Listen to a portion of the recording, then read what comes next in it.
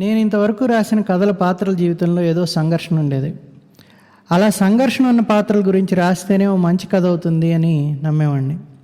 కానీ ఆర్థికపరమైన కొన్ని సంఘర్షణలు తప్ప వ్యక్తిగతమైన సంఘర్షణ లేకుండా జీవితాన్ని గడిపి ప్రేమను మాత్రమే పంచిన మన పెద్దమ్మలు, పెదనాన్నలు, చిన్నాన్నలు, చిన్నమ్మలు, మామలు, అత్తలు మొదలగు వారి గురించి కూడా రాయాలి.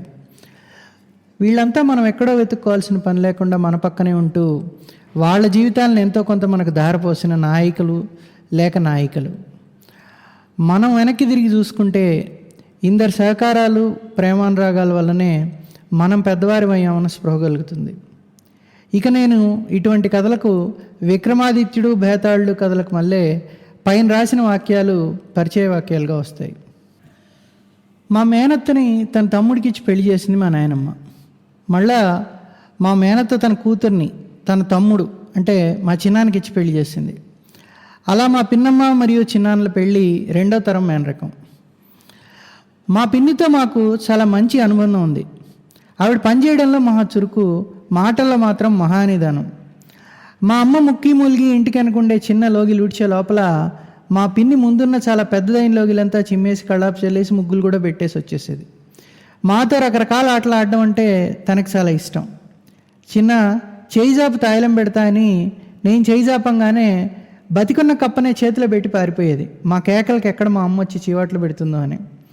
అలాగే రబ్బర్ బల్లిని అందరూ నడిచే చోట్ల గోడలు కంటించి అది వాళ్ళు నడిచేటప్పుడు సరిగ్గా వాళ్ళని ఎత్తిన పడేలా చేయడం, వాళ్ళు భయంతోనో అసహ్యంతోనో కేకలు పెడుతూ దులుపుకుంటుంటే పక్కపక్కలాడటం, వాళ్ళ మీద బొద్దింకలేయడం లాంటి ఆటలతో మా ఇల్లు సందడే సందడి.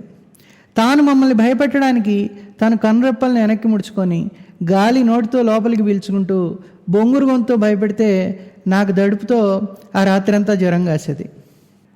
దానికి తోడు మా చిన్నాన్న కూడా చాలా సరదా మనిషే.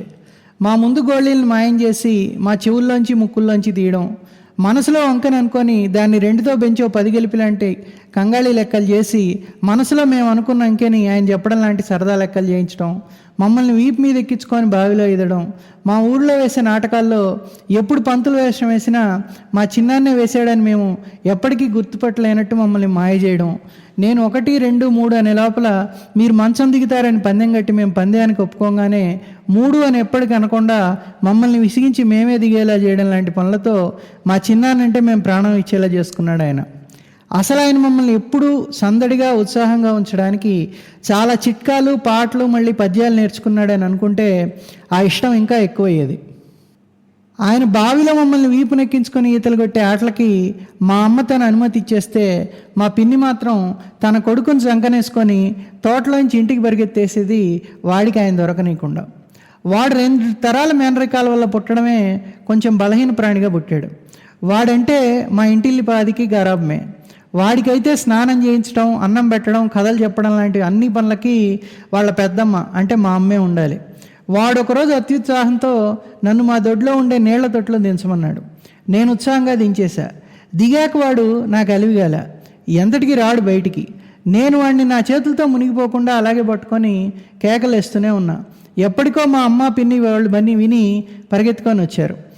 ఆ రోజు మా పిన్ని భయపడి ఏడ్చిన విధానం ఇంకా నేను వాడితో ఎప్పటికీ అలాంటి ప్రయోగాలు చేయకుండా చేసింది.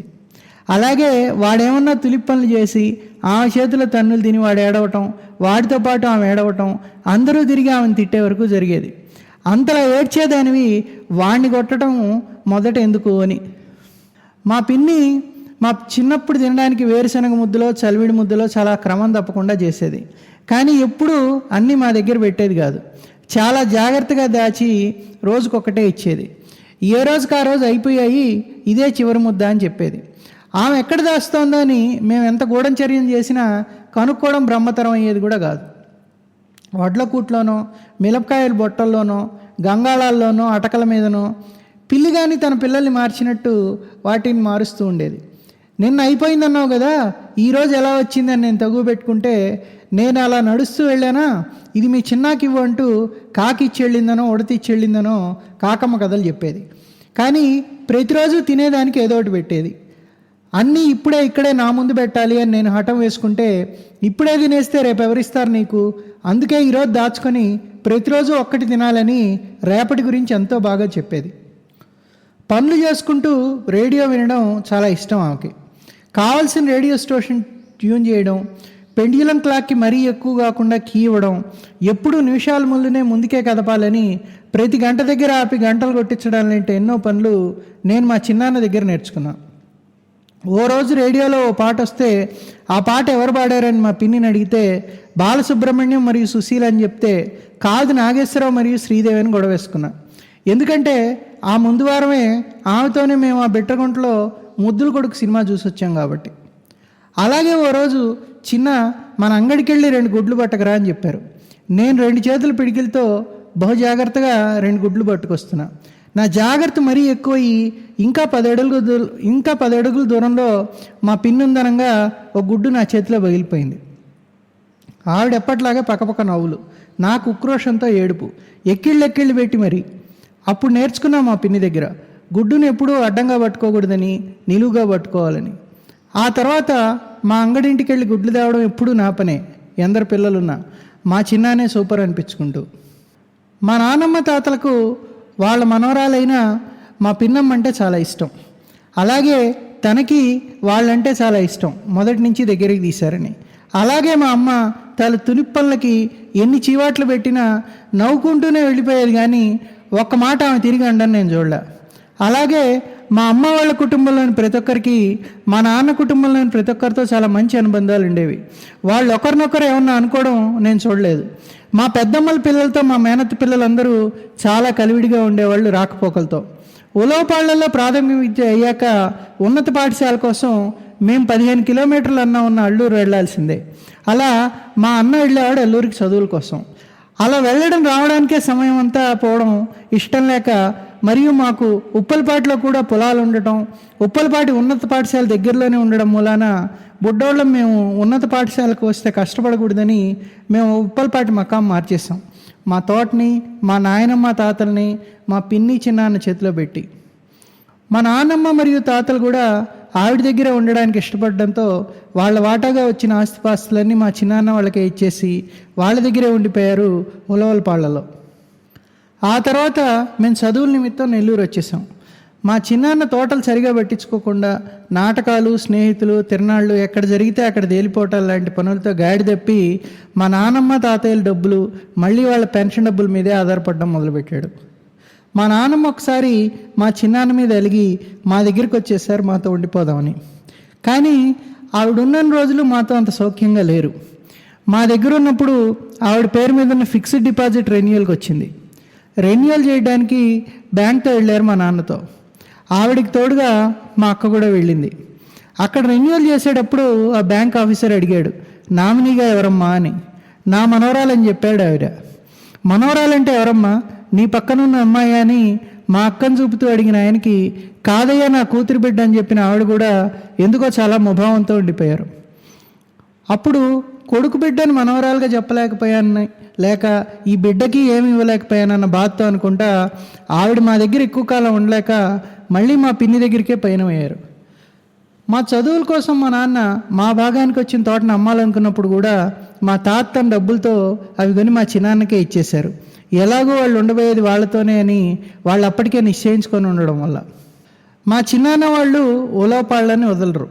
మాకు ఉలవలపాళ్లతో ఉన్న అనుబంధం చెదరదు అనే మా ఆశలకు గండి కొడుతూ మా చిన్నాన్న కూడా ఏదో వ్యాపారం చేసుకుంటానని మా పిన్ని వాళ్ళ అమ్మా నాన్నలు, అంటే మా మేనత్త వాళ్ళు విశాఖపట్నంలో అప్పటికే స్థిరపడిపోవడంతో వాళ్ళు కూడా విశాఖపట్నానికి వెళ్ళిపోయారు. మా చిన్నాన్న చాలా వ్యాపారాలు మొదలుపెట్టి అవన్నీ సరిగ్గా జరక్క మా ఉలవలపాళ్లలో ఆస్తులు కూడా అమ్మేసుకున్నారు. అలా మాకు ఉలవలపాళ్లతో ఉన్న సంబంధాలన్నీ వేరైపోయాయి. మా తాత పెన్షన్ మళ్ళీ మా చిన్నాయనకి వచ్చే ఆదాయమే వాళ్ళకి ఆధారమైంది. కానీ మా పిన్ని మా తాతని మా నాన్నమ్మని కంటికి రెప్పలా చూసుకునేది.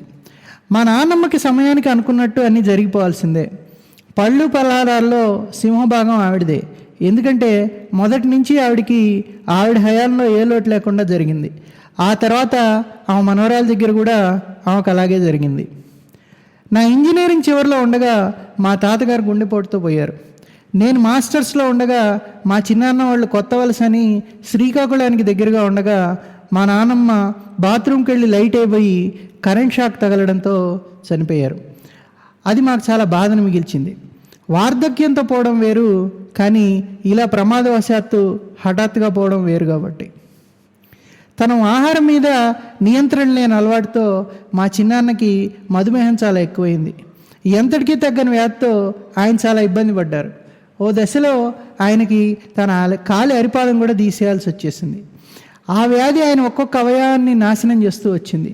ఆయన ఏది అడిగినా ఆయన కోరిక ప్రకారం మా పిన్ని అమర్చేది. ఎవరిని కేకలేసినా ఆయనకు అటువంటివి పెట్టద్దు అని చెప్పిన ఆ వ్యాధి ఆయన బుద్ధిని కూడా నాశనం చేసింది.